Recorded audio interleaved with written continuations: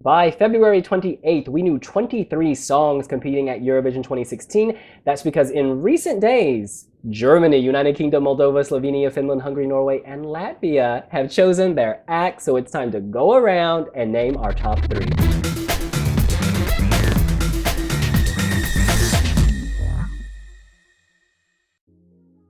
Denise in the Netherlands, why don't you kick us off with number three? Okay, my number three is someone who was chosen on Saturday. It's Norway.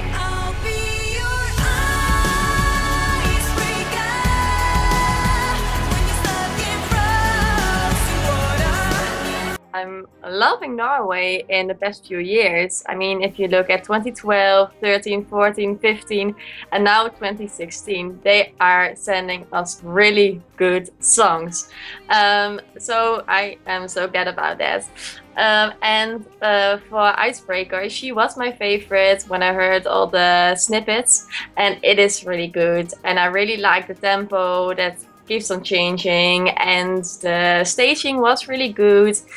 She can sing, and I don't know if it will score as well as last year, but I think it will do really good, and it will go to the finals, and it is really good. So I'm proud of Norway. Can I just say, she was almost in my top three. I really love her. And what I love about this season is that so many songs live are better or exceed my expectations than the studio version. She made this come alive. The staging, she can copy and paste and send it to Eurovision. It is ready to go. My number three is Jamie Lee Kriewitz with Ghosts from Germany. This is the ghost of you, haunting the ghost of me. We're lonely in a crowded room together.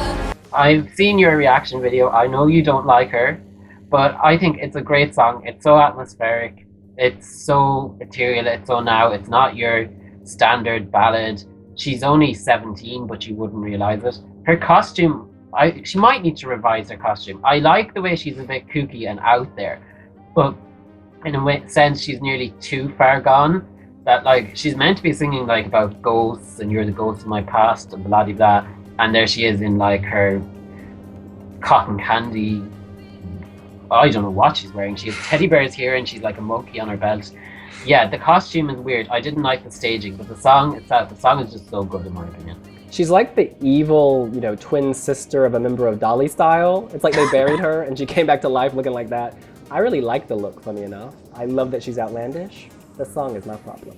In any event, my number three, and this was really hard as we just discussed, all these great new songs from the weekend, but I am revisiting an golden oldie. It is Zoe from Austria, Loin d'ici.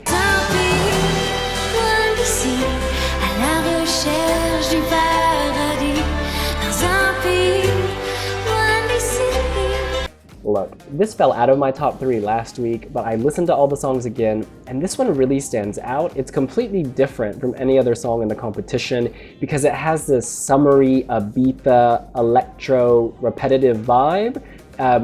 Some people might say that's monotonous and boring, but I quite like it. I like that it sounds slightly cheap, but she makes it classy with her breathy, sexy vocals. She's a lovely girl, she looks great, and I vote on staging. That staging I thought was amazing when she's walking through all the pink and the flowers are moving. She's taking us through fields, through mountains, to new heights. Zoe, you slay. Well, let's continue with my second favorite. It's Hungary with Freddie. A million hearts of a billion people, they probably were born to be real. And not just because it's Freddie, everyone can see that he's really good looking.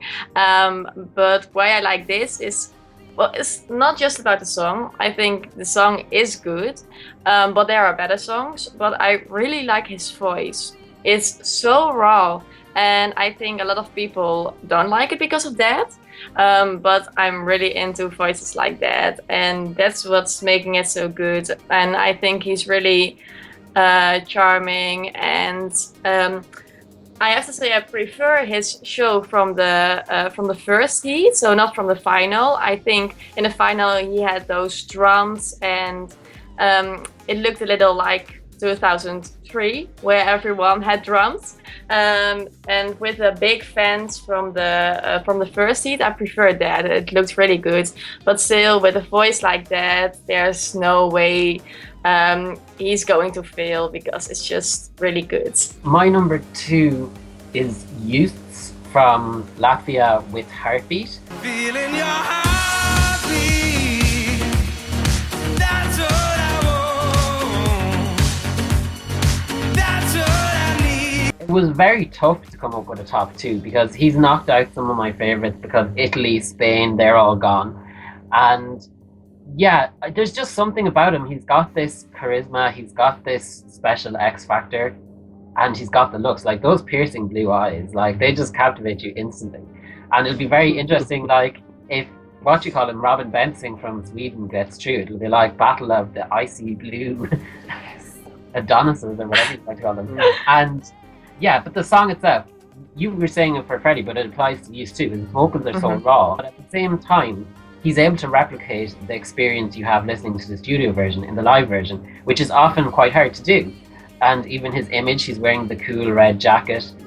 And he's part of Team Aminata, so yay, the Burkina Faso will be in Stockholm in some shape or form. This was also in my top 5. It was almost in my top 3. I just had to say one quick thing. I love the lights. The lights remind me of Aminata in some weird way, in that they're very minimalist yet very effective. They've thought about all aspects of this. They don't need a lot. They just need him, his voice, his styling, and that beautiful song. You go. My number 2, and I'm surprised no one has mentioned this. Oh wait, I'm actually not. It's Ukraine's Jamala with 1944.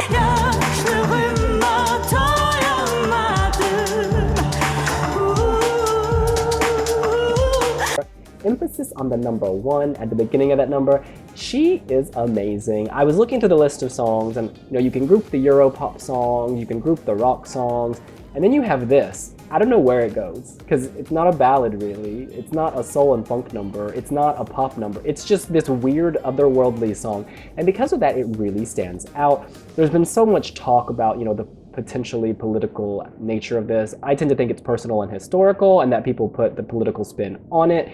In any event, it doesn't matter. It actually bodes well for her, because it means she's getting the hype, she's on people's radars, she's been covered by every national newspaper in every country, basically everywhere. So she's already, even if she doesn't sing this at Eurovision, people know who she is, so she's got the hype. I think she will end up singing this, perhaps with a few tweaks. Yeah, it's otherworldly realness. This is everything that shouldn't work but does, and at the end when she screams, it's like, it just brings everything together. Because so many songs kind of fizzle at the end, like Molly Sandén and the Melody Festival, and it just fizzles at the end. Whereas this, it saves the climax for the end. It comes at the right time, as we so often talk about on this website. It's amazing. I just want to say, on the point of 1944, it's moved out of the strongly dislike category into the tolerable category. I actually tolerate her now. And I can see her doing quite well. The time has come for you to lip sync for your life. No, just kidding. The time has come to reveal our number 1 favorites, Denise. Yeah, there's a whole new number 1 for me. Spain has been my number 1 from the beginning. I still love you. I really love Spain, but there's someone else who I love even more.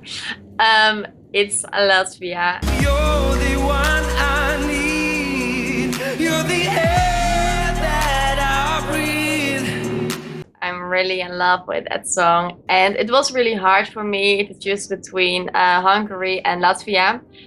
Porrick already mentioned it, that they both have really good voices, that they're both good looking. Both the songs are really good, but looking at the song itself, I think that Heartbeat is a little better.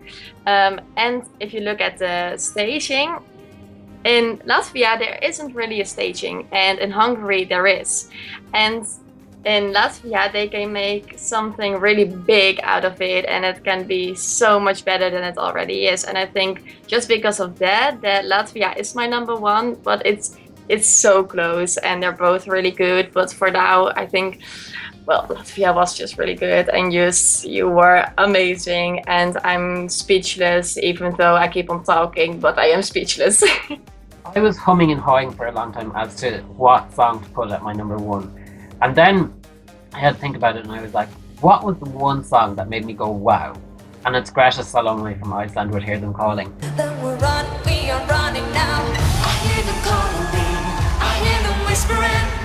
They're singing now, we're coming home. It's the only song all year that when I saw the first performance, I kind of had to stop and I played it again. And then I played it again and again and again. Because all the other songs, they've been really good and I have played them multiple times, but they haven't had the same impact. And fair enough, maybe I'm not as excited about Hear Them Calling as I was in the last video, but I still think it's a really strong entry. And it's got the staging. The staging is ready-made. And the Song Vikeppnin stage is so small, but yet they made so much out of it that I can only imagine what they're going to do when they get to the giant stage at Eurovision. And yeah, it's still my number one. It's still a great song. You hear her calling, I do. Iceland's Greta Salóme is also my number one. Hear them calling me, I hear them howling, singing now we're coming home. So Pour, you recently published a poll, who is your favorite Eurovision act so far, and you created this amazing collage with all 23 acts. And like, I was sitting there looking and my eyes instantly went to Greta. And it's not because I'm attracted to her or something. It's because subconsciously, she's like gotten under my skin. And so my eyes went straight to her. And then before we filmed this video, I was trying to think, who is my number one?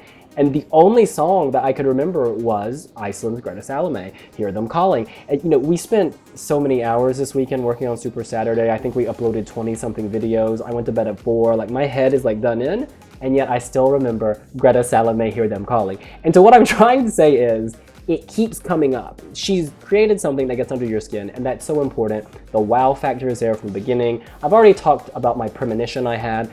You know, she's still, again, she's in my skin. This is just the most memorable act to me visually, and I think musically it's very strong. It's not trying to be something than what it is. Like, it's not trying to be trendy. It's not trying to be contemporary. It's just this lovely folkloric, Greta-esque song. It's completely organic and authentic, and it really shows. And I think that's why I've latched onto it psychologically. That's our Eurovision Top 23. What is yours? You can let us know here on wiwibloggs. And if you like the video, make sure to push the like button. And you better subscribe. See you later. Bye. Bye.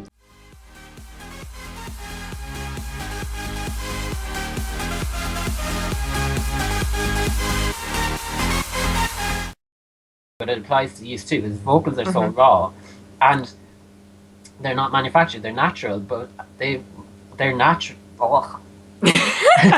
That's what he's making you do.